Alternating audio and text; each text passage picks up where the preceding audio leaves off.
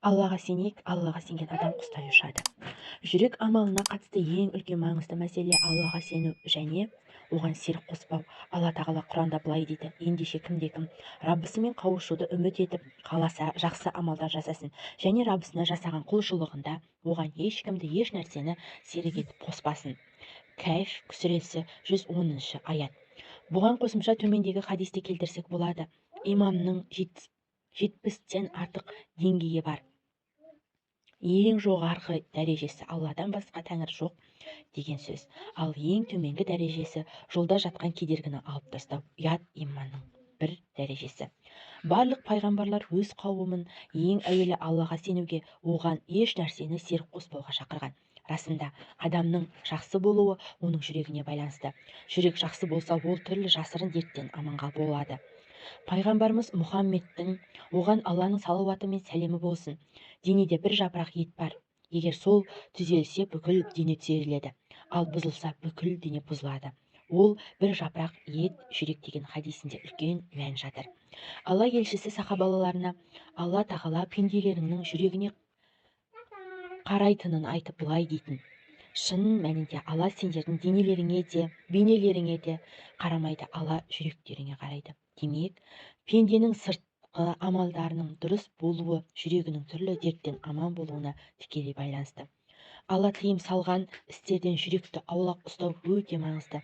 Жүрегін таза ұстаған адам ғана екі дүние бақытына бөленеді. Бұған байланысты Алла тағала Құранда: ол күні мал мүлікте, бала шаға да пайда бермейді, тек күпірлік пен екіжүзділіктен таза жүрекпен келген ғана азаптан құтылып мақсатына жетеді. Шұғара сүресі 88 және 89 аяттар деп ескертеді. Шын мәнінде жаратушы иеміз біздің жасырын және жария болған істерімізден хабардар. Сол үшін Құранда азғындықтардың жария және жасырын түрін жақындаушы болмаңдар деп ескертілген. Иманның кемел болуы осы дәрежелердің кемел болуымен жақсы қасиеттерді бойға сіңіру арқылы жүзеге асады. Жүрек дерті адамды құрдымға жетелейді. Ол пенденің жақсы амалдарын жойып жібереді. Алла бізді ондай дерттен сақтасын. Жүрек дертінен арылудың бірден бір жолы нәпсі қалауын басқара білу. Хасан әл-Басри, Алла оны рахымына алсын, былай деген екен: нәпсінің жетегінде кеткен адам өз қалауының құлы болғаны. Кімде-кім нәпсіні қалауына иелік ете алса, нәпсінің патшасына айналады. Нәпсі қалауы адамды тек жамандыққа шақырып тұрады. Өсек, өтірік, мақтаншақ, масаттану, екіжүзділік және талас тартыс секілді жаман әдеттерден жүрек түрлі дертке шалдығады. Былайша айтқанда, бұл шипаттар адам дұшпаны болып саналады. Мұны Абай атамыз өзінің өсиетті өлеңінде керемет түсіндіреді. Өсек, өтірік, мақтаншақ, еріншек, бекер, мал шашпақ. 5 дұшпаның білсеңіз, адам баласы өзін жақсы таниды және өзінің жүрек дертін біледі. Абай айтқан жаман қасиеттер жүрек дерті мен нәпсі қалауының көріністері. Ішкі амалын түзеткен адам сыртқы амалын да түзете алады. Жүрек дертінен арылмаған адам қандай жақсы амал жасаса да оған масаттанып, менсініп, міндетсініп, немесе өзгелерге мақтану нәтижесінде ізгі амалдарының сауабына құр қалады. Алла сақтасын. Ішкі амалды түзеуге ықыластың орны ерекше. Жақсылық істеуді ықылас танытсақ, үлкен сауапқа кенелеміз. Бұл туралы Алла тағала кімде-кім түйірдей жақсылық істеген болса, оның сыйын да көреді. Кімде-кім түйірдей жамандық істеген болса, оның жазасын да көреді. Зілзала сүресі 7 және 8 аяттар деп ескерткен. Өйткені жүрек Алла тағаланың назарын түсіретін жер.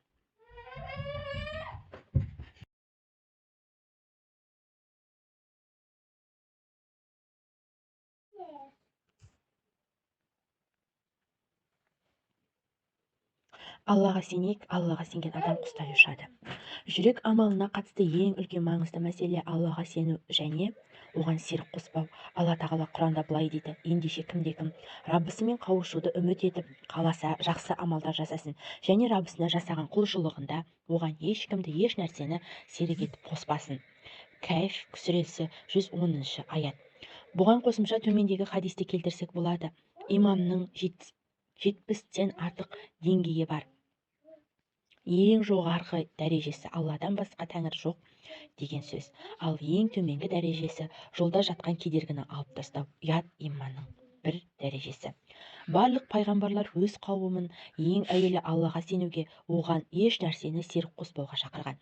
Расында, адамның жақсы болуы оның жүрегіне байланысты. Жүрек жақсы болса, ол түрлі жасырын дерттен аманға болады. Пайғамбарымыз Мұхаммедтің, оған Алланың салауаты мен сәлемі болсын, денеде бір жапырақ ет бар. Егер сол түзелсе, бүкіл дене түзеледі, ал бұзылса, бүкіл дене бұзылады. Ол бір жапырақ ет жүрек деген хадисінде үлкен мән жатыр.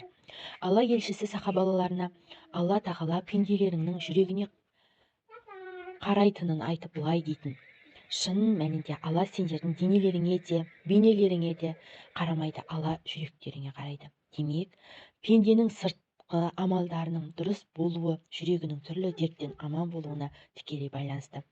Алла тыйым салған істерден жүректі аулақ ұстау өте маңызды. Жүрегін таза ұстаған адам ғана екі дүние бақытына бөленеді.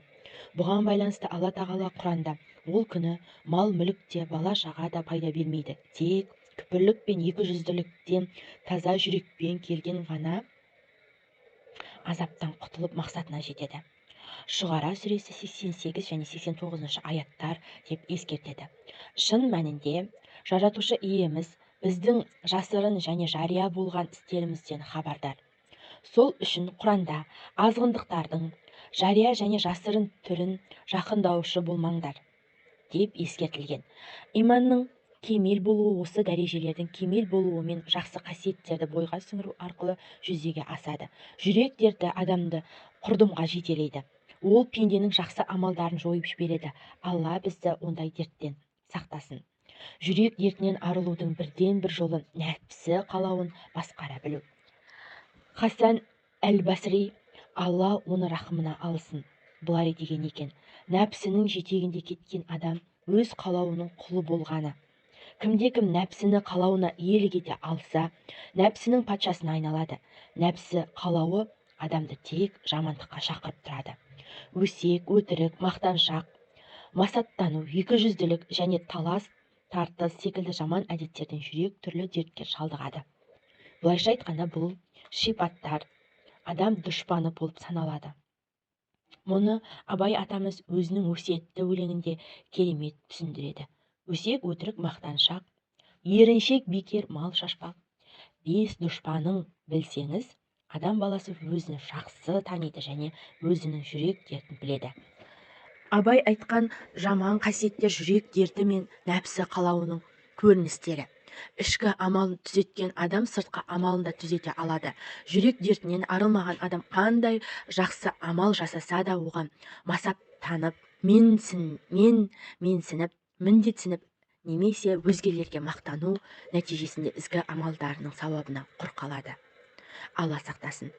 Ішкі амалды түзеуге ықыластың орны ерекше. Жақсылық істеуді ықылас танытсақ, үлкен сауапқа кенелеміз. Бұл туралы Алла тағала кімде-кім түйірдей жақсылық істеген болса, оның сыйын да көреді, кімде-кім түйірдей жамандық істеген болса, оның жазасын да көреді. Зілзала сүресі 7 және 8 аяттар деп ескерткен. Өйткені жүрек Алла тағаланың назарын түсіретін жер.